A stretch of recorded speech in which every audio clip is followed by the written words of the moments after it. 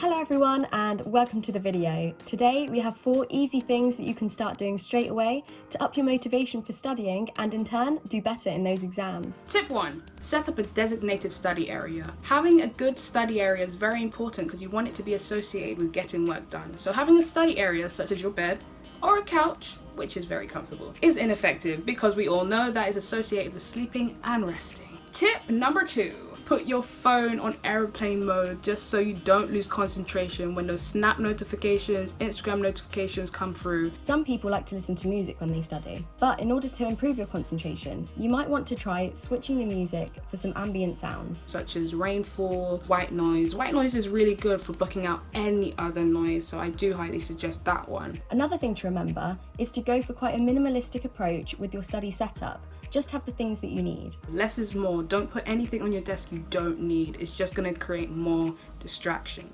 Tip number 3. Pick attainable goals. For example, say you're going to do draft 1 of your essay instead of writing your whole essay and then want to do more work on top of that. You'll be surprised at how your motivation levels increase once you start easily ticking off each little target that you set for yourself. Before we get into our last tip, hit that subscribe button for more videos just like this. We have all things student related, so make sure to hit that button. Last on the list is to remember that we don't have an endless supply of motivation and the willpower to study. Start early, because if you wait until the end of the day when your power levels, motivation has been depleted, you're not going to get as much work done as you need to or want to. So if you just push all those study tasks to the beginning of the day, you're more likely to get things done. It's important to remember that there's no one-size-fits-all method for studying and having the motivation to study. If you are having trouble with the motivation to study, then don't be afraid to try different methods. We'd love to hear some of your favourite motivation methods, so pop those down in the comments below.